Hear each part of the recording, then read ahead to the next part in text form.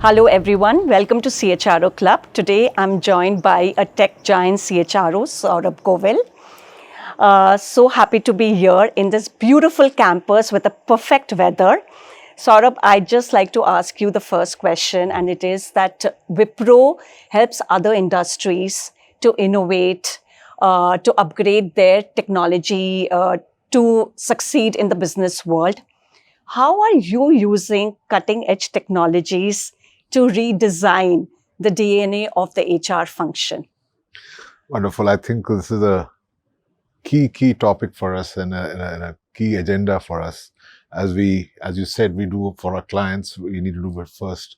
You have to eat your own dog food to make sure that we are able to sell it to our clients. And I think we were the first in the industry to actually set up what we call the employee experience organization within HR. So we actually had a very senior leader as the employee experience leader. And we are taking the entire life cycle of an employee from the time they come on, before they actually join, pre-hiring to, retiring, and how do we, at every step of their journey, how can technology enable them? And we are trying to drive this in a fashion that it's hyper personalized. So it's not one size fits all. It's more self-service driven. So it's more and third is that technology will be a key because it's so spread for us. We are across 65 countries, 250,000 employees. So the scale itself, we require technology. And with the advent of generative AI, in our own way, we have made some good starts in this area. And I can share with you more detail, but we are seeing step up jump in the quality of work we are doing, quality of experience for our employees, and driving productivity. These are three things which are coming forward. This makes me wondering that with generative AI and so much automation in HR, would there be a time when we'll have organizations which are going to be HR less? I think it's what we say is human-centric technology. I think it will be replaced. There's something which is called empathy. There's something which is called intuition. There's something called gut knowledge. I think the technology is helping us to do more meaningful work. It is helping us to be more adaptive to what our employees require. But at least I personally believe that we'll have a different role to play in going forward. So what do you suggest HR professionals who are pursuing their careers right now, who are in mid-manager level and want to, rise up the ladder? How should they play a bigger role in business?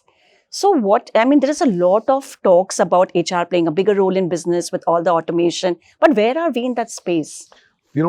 My experience, and it's been 3 decades in the function, I can speak of 2 or 3 things which I have personally believed has kept me in good stead and will be true for anybody today, as you said, in the mid-management. For us to make an impact as an HR professional, deep understanding of our business. Our ability to make an impact is far superior if we are able to understand what our clients want, what our people want, and do that. So that's one. Second is about very truly being a student forever. I can say in the last 30 years plus I have been working, life has completely changed, and one thing which has been is that curiosity to keep learning, finding out. The second thing, and technology play which is coming up, which you asked me, is all about that. How can I be more curious? It's seen as the single biggest thing which is making an impact in terms of seeing potential of leaders, how curious you are. So the second thing which I would say. And the third is building a network. How do I build a network both within and outside the organization so that I remain contemporary? I know what's happening. I benchmark myself. I study with the best. These are the 3 things which I would say would be critical for people. Yeah, I think these are really good advice. Moving on to the war of talent. I think post-COVID, we've seen multiple storms. We've seen great resignation, great reshuffle. We've seen layoffs. We've seen hiring freeze.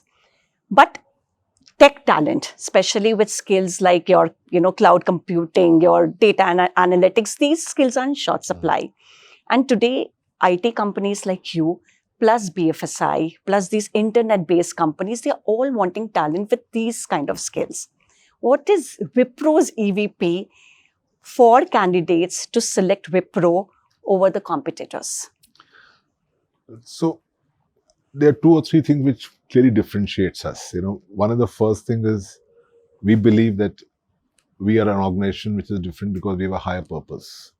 Uh, Today, 67% of Wipro's economic interests are to the Azim Premji Foundation. So anything Wipro earns, 67 cents goes there for every dollar for us to make sure that I didn't know that. we do the better for the society. So that's a higher purpose. So if you do well, you make more profits, you can make.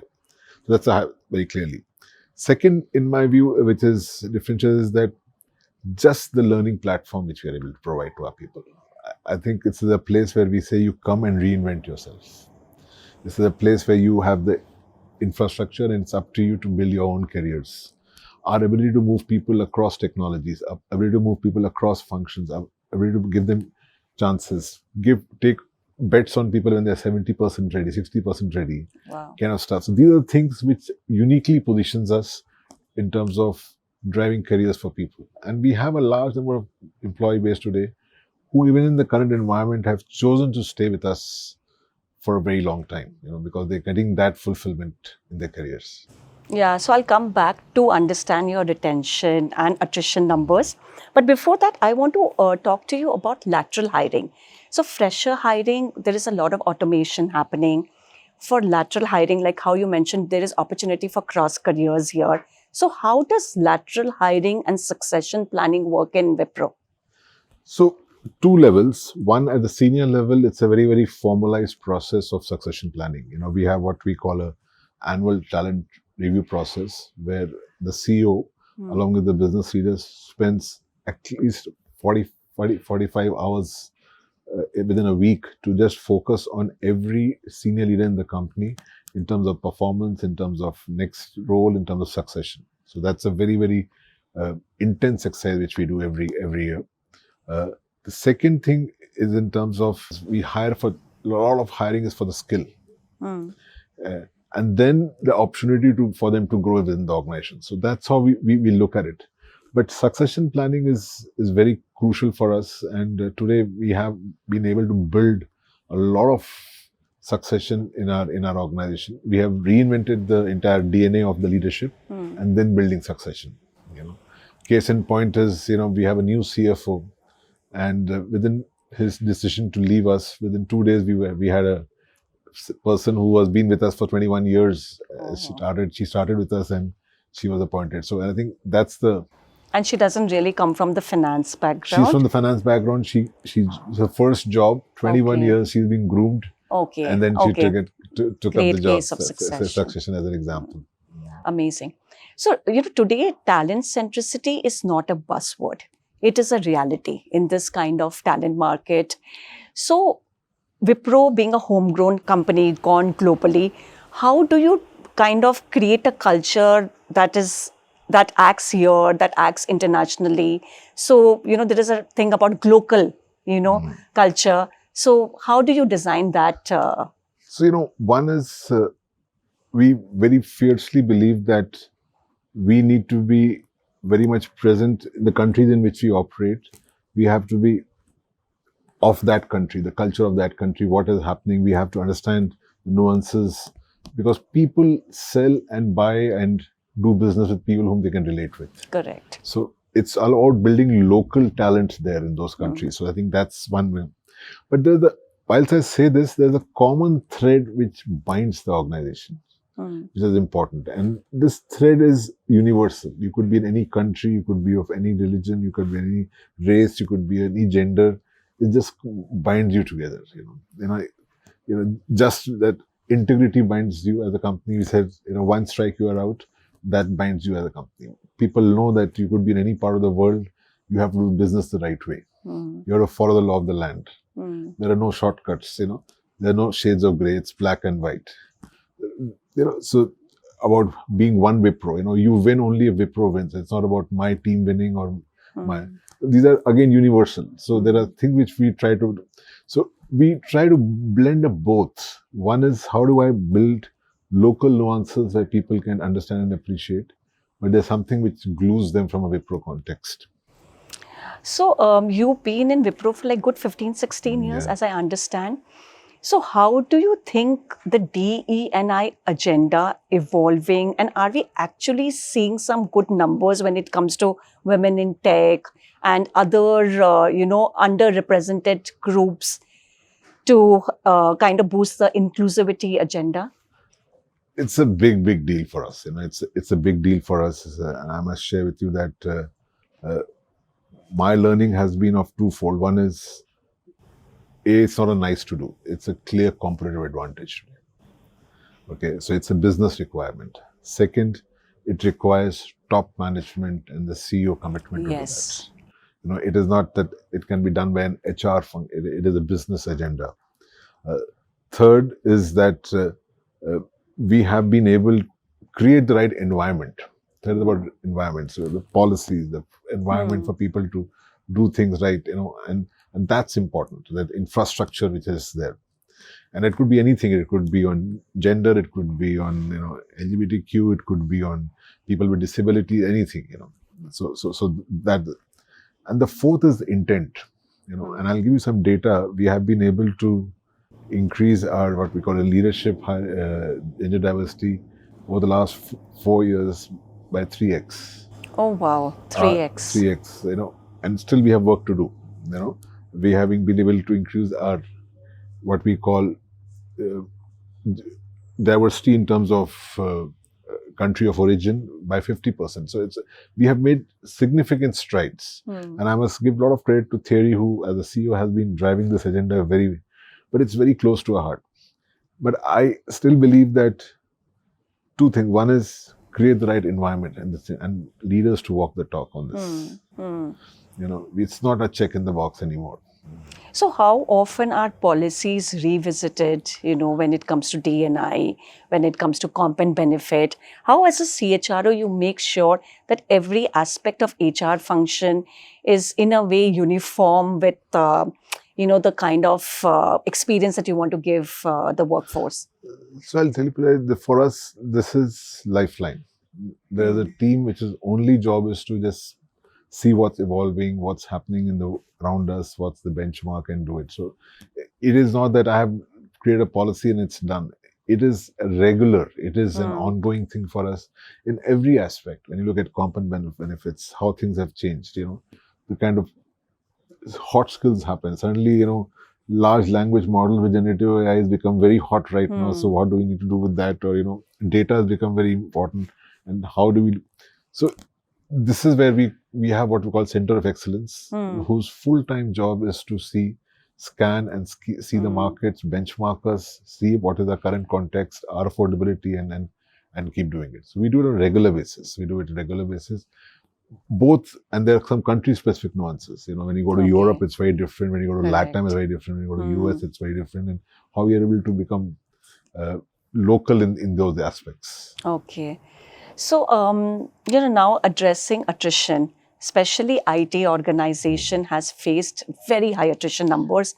I know some of your peers have even claimed a 40% attrition rate in the last 2-3 years, especially. So where do Wipro stand? And what is the future with this? I mean, is it a new normal that young people will keep hopping jobs, maybe for a little bit of extra, or where are we going here? So, to be honest, a large play in a services business where people are generating revenue and it's critical would be how the market is evolving. What is the demand environment? And we have seen this. You look at March 2020, doom and gloom. Look at December 2020, green shoots of demand. March 21, we didn't know what hit us. Huge demand. March 2022, again slowdown. So as I keep saying in cricketing parlance, since we're just out of World Cup, is that life is not a T20. It is a test match. One session up, one session down. More resilience. So I think demand will play a key thing, and you're seeing that today. It's a record low. Our attrition levels are hovering around 12%, 13%. It's a 12-13%. record low. So because of the demand environment. Yeah, demand is low right now. But we'll also have to see. So that is one. Second is, in my view, yes, as you rightly said, generations have changed. People would want to move around and Explore, explore kind of stuff. experiment. Yeah. In fact, there's a view at some time in the younger generation that, am I a loser if I have not moved out? That's the way they feel. Am I not taking risk? Am I not taking risk kind of stuff? I've seen my son who's started working, and he's 2 years started working, and he starts asking me, is it time? And I said, I've been so long in one company. So it's a different headset for the people. But I think our job as an organization is, and I very genuinely believe that, to create the right environment for people to thrive and grow. Because if that's happening, is people are happy with what they're doing, they don't take that call which comes to them. It's that first call when people are not happy either with the manager, with the environment, with the work kind of stuff. And what do people want? There are 4 or 5 things which people want. Am I learning? Am I growing? Am I being respected? Am I being valued? Am I being paid competitively? If these things are happening for people, then why would they look out? And that's what we need to create as a function, as a business, as an organization. It will be an endeavor. Times will change, markets will go up and down, and you'll see peaks and troughs. But our intent should be to create the right environment. Saurabh, what are the parameters to judge or gauge success of HR? I mean, if you tell me 2 or 3 points, those points are very critical to kind of say that, HR is in success mode or it needs to step up its game. Are there any 2-3 parameters that can be pinpointed? So I genuinely believe that HR plays a key role in enabling the organization. It's a key role in binding the organization together.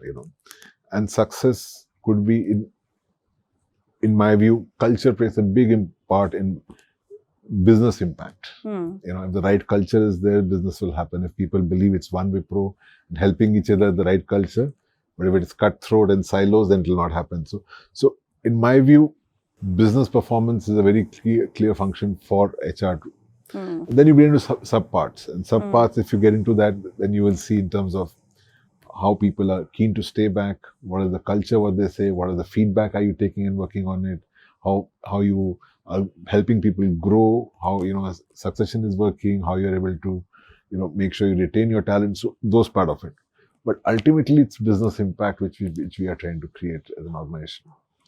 And this leads me to data. So there is so much talks about, data is the next big thing, and with data insights, you will make the best people decisions and businesses will be impacted so much. But on ground, as I see, we are way behind to be actually even tapping so much data, forget even analyzing it for decision making. So, another first which we have done is we have a well-blown HR and analytics team within the function, again, like we did for experience. Because I genuinely believe that data-driven decisions are the right ones. It's a good combination of data and gut which should come together. And your actions are more precise, your actions are much more identifiable, and we must use data effectively on every aspect. So one is, the function is not about a feel-good function. It's hard data numbers at times, along with empathy, along with gut, along with intuition, So I think that's come together. But I feel we have a long way to go. I agree with you. We have progressed as a Wipro, we have progressed a lot. We have tried to democratize data.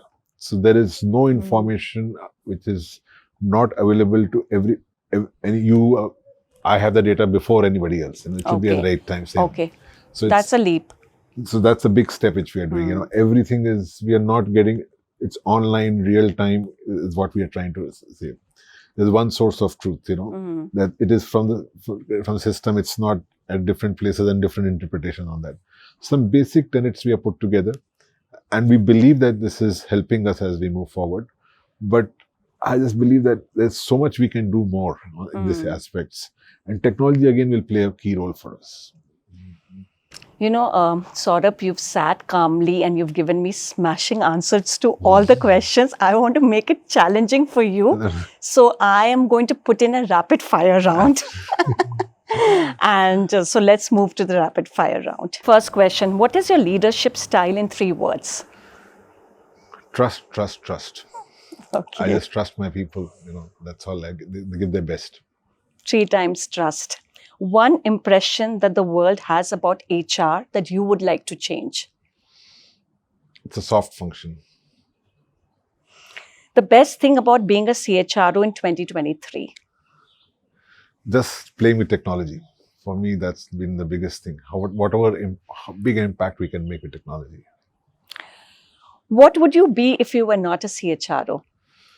Doctor. Actually, I'm from a family of doctors, and Okay. my father and brother were, and Oh. so I would have been a doctor. How do you like to learn? Just by seeing people. Leadership role modeling. I've been very fortunate to work very closely with Mr. Premji and a lot of others, and I've just learned a lot seeing them operate. If you could go back to school, what would you do differently? Study more. What is the one thing you wished you had more time for? Family. One piece of advice you would like to give freshers starting career? It's a marathon. Don't be in a hurry. Some inspiring role models that you've had in your life? Many, not one. Many. My father, as I said, Mr. Premji has been a very example. But different leaders with different aspects I have seen, in making an impact on me. What do you do for fun that adds spice to your life? Me and my wife, we are Hindi movie buffs, and I'm majorly into watching sports. Do you also sing, Saurabh? No, I don't. Okay, just tell us one thing about Azim Premji that really inspires you. Curiosity. Learner at the age of 78. Wow. So thank you, Saurabh, so much for joining us at CHRO Club. It was wonderful talking to you. And that's all we have today. Thank you so much. Thank you so much for having me over. Thank you.